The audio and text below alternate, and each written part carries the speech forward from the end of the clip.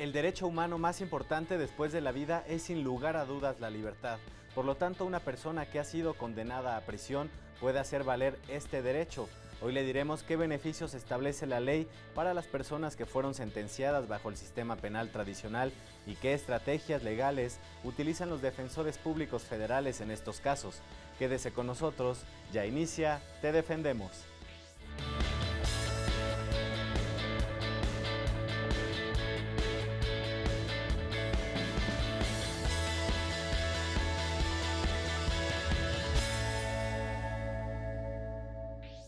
Hoy nos acompaña en el estudio licenciado Guillermo Herrera Aviña, defensor público federal.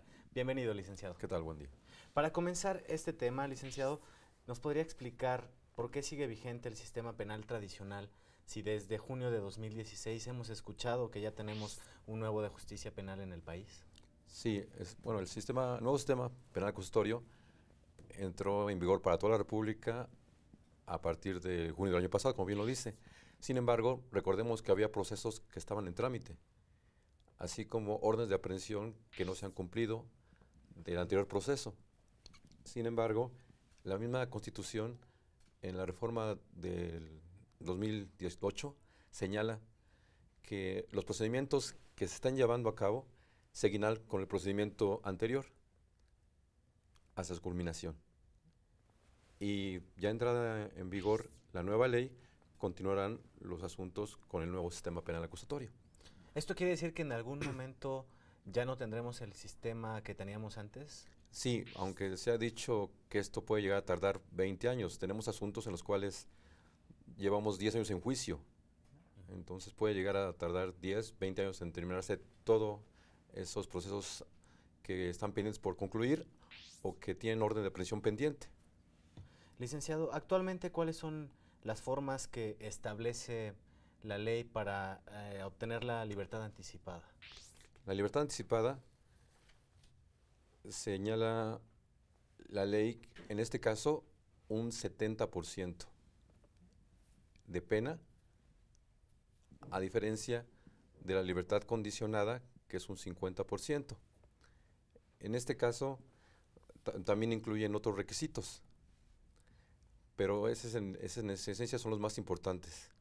Lo que sí hay que diferenciar que no todos los beneficios que plantea la Ley Nacional de Ejecución actualmente son aplicables. Hay algunos que todavía no entran en vigor. ¿Por qué todavía no son aplicables? Porque la ley, al momento de su publicación, señala en sus artículos transitorios que tales artículos entrarán en vigor al día siguiente de su publicación. Sin embargo, otros, por cuestión de requisitos de que requieran algún trámite en especial, se prolonga su entrada en vigor hasta en tanto se tengan esos requisitos. En este caso, un ejemplo, la libertad anticipada entró en vigor desde el día siguiente de la publicación de la ley. La libertad condicionada no lo hizo. ¿Por qué? Porque esta libertad condicionada requiere un brazalete, algunos controles que en este momento no se tienen. Entonces la ley lo programa para 2 años más adelante que entre en vigor esa libertad condicionada, que es con un 50%. Licenciado, y hablando de estos beneficios que ofrece la ley como la libertad anticipada, ¿eran los mismos que teníamos antes a los que se tienen ahora? No, obviamente el código, en este caso el Código Penal, manejaba la libertad preparatoria y también se manejaba otro beneficio de libertad anticipada como era la remisión parcial de la pena. Esos beneficios son del sistema anterior. Actualmente estos nuevos beneficios implican otros requisitos. Principalmente la nueva ley da beneficios a los primodelincuentes. Anteriormente una persona puede tener muchos antecedentes, pero con cumplir con un requisito se le puede otorgar la libertad preparatoria o la remisión parcial de la pena, siempre y cuando no se tratara de algún delito especial. En este caso, los previstos en el Código Penal, artículo 85, pues evitaban que usted tuviera derecho a un beneficio, como sería en el caso de contra la salud, una persona que se dedicara a vender droga en ciertas cantidades, pues no tiene derecho a esos beneficios. Ahora la nueva ley sí permite algunos beneficios, pero para primodelincuentes. Es decir, lo limitó a gente que no tiene antecedentes penales pero amplió el rango de personas porque ya no son tantos delitos los que se prohíben. Ahora se redujo mucho el número. Licenciado, ¿y qué sucede con la reforma de 2016 al Código Nacional de Procedimientos Penales? ¿Qué cambió con esta reforma? Lo importante fue un artículo transitorio, el quinto. En este caso, ese artículo quinto transitorio prevé que para las personas que estaban sujetas a un proceso tradicional como el anterior, ellas pueden pedir que se les revise, que ahora es medida cautelar, que normalmente se le conoce como prisión preventiva, se les revise para que esta prisión preventiva pueda modificarse, sustituirse o en su caso cesar. Y lo trascendente es de que, como le decía, anteriormente el sistema tradicional señalaba más de 60 artículos por los cuales no se concedía la libertad provisional. Actualmente se tiene que sujetar a lo que dice el Código Nacional y en especial a la Constitución. Usted ponía que antes la gente no puede salir por 62 o más delitos. Actualmente el Código Nacional maneja la prohibición para 11 y la Constitución Federal en su artículo 19 señala 5, más otras derivaciones que todavía no están previstas en la ley, por lo cual no existe ninguna prohibición, más que 5 ahorita en la Constitución. ¿No serían muy pocos delitos? Lo que pasa es que recordemos que la prisión preventiva es como la última cuestión que se debe de practicar porque afecta a la libertad de una persona. Entonces, si bien es cierto, sí se redujo, pero estamos avanzando en nuestro sistema, haciéndolo más justo. Y en esta justicia, pues también se tiene que preservar la presunción de inocencia de las personas que están siendo sujetas a un proceso penal. ¿Por qué mantenerlas en prisión si hay otras opciones que pueden estar controlados y vigilados y puedes seguir en el proceso y no afectar el Licenciado, mismo? y respecto a este tema, con la expedición de la Ley Nacional de Ejecución Penal, ¿qué cambios hubo? Pues como le decía, realmente la Ley Nacional de Ejecución Penal es muy amplia. En relación al tema de la libertad, pues obviamente tiene beneficios, libertad anticipada, que se otorga con el 70% de la pena compurgada, y otros requisitos, obviamente, que son conducta, trabajo, actividades y demás cosas. La libertad condicionada, que esta, como le dije, todavía no entra en vigor, y ese nada más requiere un 50%. Y también hay una figura que plantea que la propia autoridad penitenciaria, es decir, los centros penitenciarios, podrían decir, tal persona se comporta muy bien, tiene derecho, y para ciertos grupos, ciertas personas condenadas, plantea que ellos pueden proponer algunos grupos de personas que han sido sentenciadas, pero son por cuestiones humanitarias, en algunos casos. Muy bien, licenciado. Es momento de hacer una pausa. Volvemos para seguir hablando de este tema. Correcto. Lo invitamos a que no le cambie de canal. Estamos de vuelta en Te Defendemos.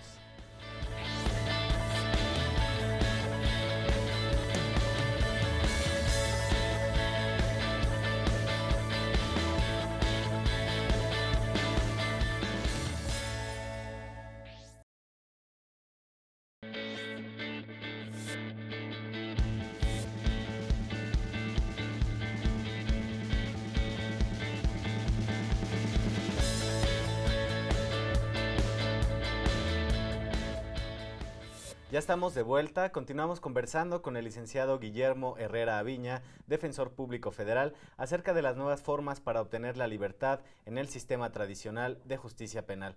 Licenciado, ¿cuáles fueron los cambios que se refiere a las medidas cautelares con la reducción de los delitos graves tanto en el Código Nacional de Procedimientos Penales y en el artículo 19 de la Constitución que ya comentábamos?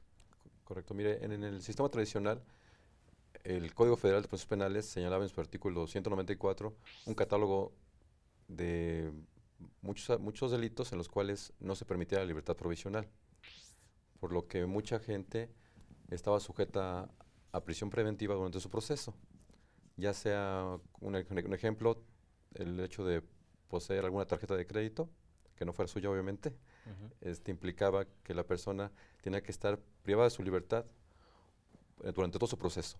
Sin embargo, ahora, con la aplicación del Código Nacional así como del artículo 19 de la Constitución, se reduce ese catálogo de delitos, que ahora en el Código Nacional solamente son 11 delitos y en la Constitución solamente son 5.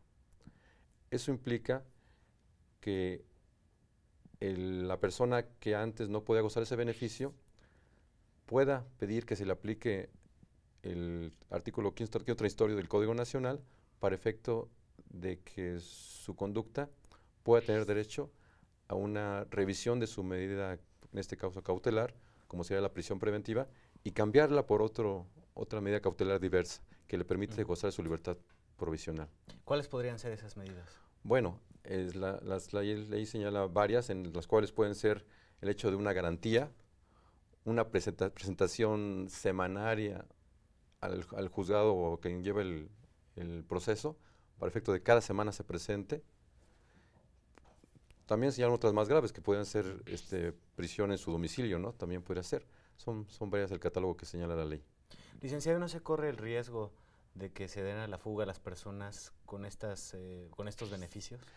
En este caso no es simplemente al libre arbitrio del que lo pide, de yo quiero este beneficio y me lo da, ¿no? No, hay un debate en el cual el Ministerio Público expone sus, en este caso, alegatos, para efecto de determinar si esa persona tiene un domicilio fijo, si tiene un trabajo, si tiene algunos aspectos que puedan determinar que es un riesgo, otorgarle o cambiarle el beneficio de la libertad de la pena de prisión, en este caso, perdón, prisión preventiva, por otro beneficio o medida cautelar en este caso. Entonces podríamos decir que lo que se está tutelando con estos nuevos beneficios es el derecho a la libertad de las personas. Es el derecho a que la persona lleve su proceso en libertad y que en la prisión preventiva, que en este caso pues se daba para muchos delitos, ahora se reduzca de forma exclusiva para los más graves. Muy bien, licenciadora. ¿Los inculpados pueden solicitar la revisión o modificación de las medidas preventivas de la libertad decretadas antes de la entrada en vigor del nuevo sistema? O sea, los Sí, que ya han sido juzgados los que pueden ya, ser. bueno, estamos hablando de los que están en proceso. Por eso las medidas cautelares se dan durante el proceso. Por lo que actualmente con la reforma con el quinto transitorio del Código Nacional que se reformó en junio del año pasado, ya se permite, aunque había un cambio de criterio. Se decía por algunos juzgadores que no aplicaba el Código Nacional, aplicarlo al viejo sistema. ¿Por qué? Porque en su momento, en la reforma constitucional, el artículo 4 transitorio se decía, los procesos que está llevando con anterioridad seguirán llevándose bajo esa misma su legislación, por lo cual no podría aplicar la nueva ley. Sin embargo, con el quinto transitorio, que lo permitía, hubo la cuestión diciendo, ¿qué está más arriba, la Constitución o el Código Nacional? Afortunadamente, en esa discusión, la Corte se acaba de pronunciar en la contradicción número 64/2017, en la que señala que en este caso no es un problema de supremacía o de jerarquía entre la Constitución y el Código, sino en este caso se complementan, se armonizan para efecto de mejorar el nuevo sistema penal acusatorio. Pero mejora este nuevo sistema penal acusatorio. ¿Y qué pasa con los asuntos de los procesados que están en el viejo sistema? Tienen derechos humanos y tienen también, entonces no puedes dar un trato diferente, por lo cual, en base a eso, también tienen derecho a que se les aplique lo que le beneficie, en este caso, del nuevo sistema. Por ese motivo. ¿Es esa solicitud del imputado o ya automáticamente se aplica? No, es que tiene que ser mediante la solicitud del imputado o su defensor. En este caso, aportar los elementos necesarios para tener derecho a un cambio de medida cautelar. Por eso lo decía anteriormente, había realmente un debate en el cual el Ministerio Público aporta los elementos que él cree conveniente, pues posiblemente para mantener esa prisión preventiva, mientras que la defensa señala, no, la persona tiene domicilio fijo, tiene trabajo, tiene elementos que hacen que no se va a evadir, que no va a lastimar a la víctima, que no va a afectar su proceso, por lo cual se permite o puede buscar que en una resolución el juez le conceda el cambio de medida cautelar de prisión preventiva a otra. Licenciado, antes de la Ley Nacional de Ejecución Penal, ¿cuáles eran los límites en los beneficios como la libertad anticipada? Antes, los beneficios de la libertad anticipada, que serían en este caso la libertad preparatoria y la remisión parcial de la pena. Son libertades anticipadas, es decir, que son personas que están compurgando ya una pena, ya fueron condenados, y en este caso el sistema tradicional era el que mantenía esas dos, pues en este caso, beneficios de libertad anticipada. Licenciado, ¿esta Ley Nacional de Ejecución Penal contempla algunos otros beneficios? Como le dije, señala que puede haber una conmutación de pena, algunas cuestiones que puede solicitar, en este caso, el centro penitenciario. Es muy amplia la ley. A fin de cuentas, también trajo cosas buenas. Tiene un control en relación a que también habla de traslados, que no se puede trasladar arbitrariamente a una persona de un penal a otro como antes se hacía, y otras medidas para controlar el mejor manejo de los internos en los centros de reclusión. Licenciado, es momento de hacer una segunda pausa, pero al volver seguimos conversando sobre este tema. Lo invitamos a que no le cambie de canal, volvemos para seguir hablando sobre las nuevas formas de obtener la libertad en el sistema tradicional de justicia penal.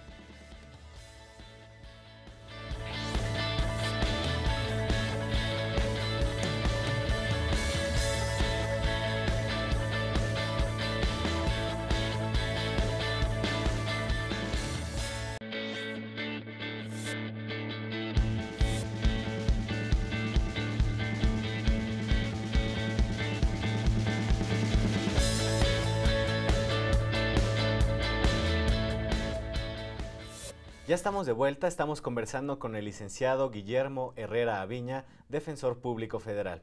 Licenciado, ahora díganos qué criterios toman en cuenta los juzgadores para determinar los beneficios a un inculpado. Bueno, obviamente se tiene que apegar completamente a lo que dice la ley. Ellos están sujetos a dar cumplimiento a los requisitos que la ley les exige. Por lo cual, pues en base a eso, ellos tienen que corroborar que esos requisitos sean cumplidos para efecto de poder otorgar algún beneficio. ¿Cuáles serían estos requisitos, licenciado? Según sea el caso, ¿qué beneficio sería el que... Hablando de la libertad anticipada. La libertad anticipada, bueno, como le dije, es un... bueno, te voy a entrar más de memoria, pero es el 70% de la pena impuesta. Que no se trate de un delito de los, en este caso, prohibidos por el Código Nacional, pero preferentemente por el artículo 19 de la Constitución Federal. ¿Estos criterios serían los mismos en el sistema tradicional que en el nuevo o son distintos? Los criterios que tienen que tomar en cuenta los juzgadores para otorgar beneficios. Bueno, en este caso serían, si está aplicando el beneficio con una petición de la Ley Nacional de Ejecución Penal, tiene que cumplir con esos requisitos, porque todavía a la fecha tenemos sentenciados que siguen acogiéndose a los beneficios anteriores, y en ese sentido tener que cumplir con los requisitos del Código Penal Federal, el artículo 84, libertad preparatoria, o en su caso. Licenciado, ustedes como defensores públicos, los inculpados les piden ayuda para solicitar beneficios, y si es así, ¿qué analizan ustedes para poder ayudarlos? Cada caso concreto, a veces la gente dice, es que tal persona salió, tal persona ya se fue. Cada caso es diferente. Se tiene que checar qué delito tiene, la temporalidad, qué ley le es aplicable, si hay alguna reforma, no hay alguna reforma, y en este caso, con todos esos requisitos, se hace la petición del beneficio que más le convenga o que pueda obtener su libertad más rápidamente. ¿Ustedes enfrentan retos y desafíos con este tema y con estos cambios de las leyes? Nos obliga a estar actualizados, reformas, jurisprudencias, como en este caso la que acaba de resolver la Corte, tenemos que estar al pendiente para poder tomar en cuenta esos razonamientos y hacerlos valer para las peticiones que formulamos en favor de nuestros representados. Muy bien, licenciado. ¿Qué le parece? Lo voy a invitar a ver una pieza que preparamos para conocer más acerca de la Ley Nacional de Ejecución Penal. Sí. Vamos a ver esta pieza y regresamos.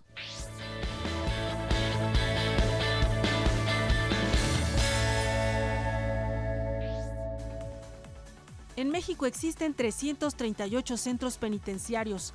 Estos pertenecen al ámbito federal, estatal y municipal.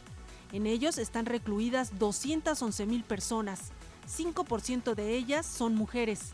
En promedio hay 173 personas privadas de su libertad por cada 100 habitantes. El 16 de junio de 2016 se publicó en el Diario Oficial de la Federación la nueva Ley Nacional de Ejecución Penal. En ella se establecen las normas que rigen durante el internamiento por prisión preventiva, la ejecución de una pena y las medidas de seguridad impuestas en una resolución judicial.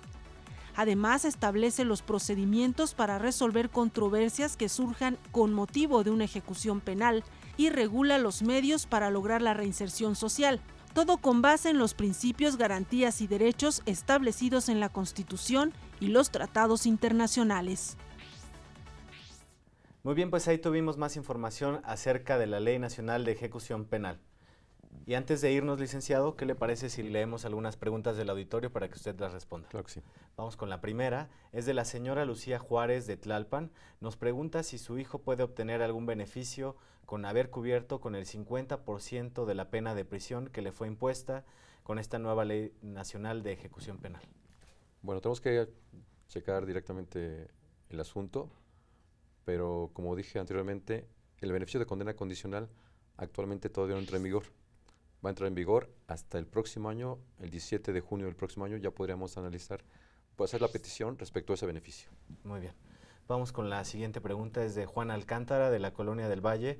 Nos comenta que le han dicho que la nueva Ley Nacional de Ejecución Penal solo beneficia a los sentenciados en el nuevo sistema acusatorio o de juicios orales. ¿Qué le puede comentar al respecto? Como lo hemos visto, la verdad es que se puede aplicar al sistema tradicional. En este caso, si bien es cierto, los procedimientos que estaban del sistema tradicional llevándose a cabo, pues seguirán con el mismo sistema, pero actualmente se pueden aplicar los que maneja esta nueva ley, ya que son en beneficio de las personas. Entonces, bajo el principio de pro persona, tendríamos que aplicarlo en beneficio de ellos. Muy bien, licenciado, ahí está la respuesta. Vamos con una más. Es de Mariana Hernández, estudiante de Derecho. Ella nos pregunta, ¿qué delitos no permiten el obtener un beneficio de libertad anticipada? Ya señalamos que el Código Nacional de Procesos Penales señala 11 artículos, 11 delitos. En este caso nos iremos a la Constitución, del artículo 19, es en este caso delincuencia organizada, homicidio, violación, trata de personas, secuestro principalmente. Vamos con una pregunta más, licenciado. Sí. Es de Roberto García. Él nos pregunta si hay posibilidad de que más personas puedan salir libres por delitos que antes no lo permitían y que si esto no aumenta la delincuencia.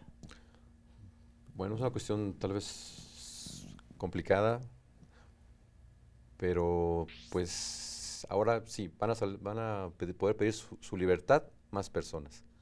Pero eso no quiere decir que todas las personas puedan salir. Hay controles, los cuales tendrían que ver primero que se conceda el beneficio, y ya concedido el beneficio también hay otros controles que vigilan su comportamiento, pero que cumplan con ciertas reglas, las cuales tienen sujeto, y si incumplen, ese beneficio se puede revocar y tendrían que volver a prisión. Licenciado, aquí al respecto existe mucho ese debate, ¿no? Que la sociedad cree que van a salir muchos delincuentes en libertad con las nuevas reglas que tenemos en el sistema de justicia penal. ¿Qué le podría comentar a toda esta gente que piensa que va a haber delincuentes en la calle? Bueno, es que tampoco, no podemos considerarlos como delincuentes a los que están todavía en proceso, primero. Entonces, tienen derecho a seguir su juicio fuera y hay que respetarlo. Pero también tengan la confianza de que esto no es un juego. Las partes, en este caso Ministerio Público y Defensa, vamos a hacer nuestro trabajo y obviamente el juez también va a estar vigilando de que se cumplan legalmente lo que marca la ley. Entonces, así se cumple con el derecho a llevar el proceso en libertad que antes no se tenía y que también la sociedad reclamaba mucho, ¿no? Se limitaba mucho porque, como le digo, hay gente que pues tal vez el delito no era tan grave y por cuestiones a veces de término médico que se llamaban en el foro común o en el foro federal, delitos graves, se limitaba a muchos delitos que privaban de la libertad a las personas. Licenciado Guillermo Herrera Aviña, Defensor Público Federal, le agradecemos mucho que haya conversado con nosotros acerca de este tema que a veces puede ser polémico. Gracias a usted, muy amable. Agradecemos también al equipo de producción que hace posible este programa. Gracias a usted por sintonizarnos. Lo invitamos a que permanezca en la señal del canal judicial. Nos vemos la próxima semana.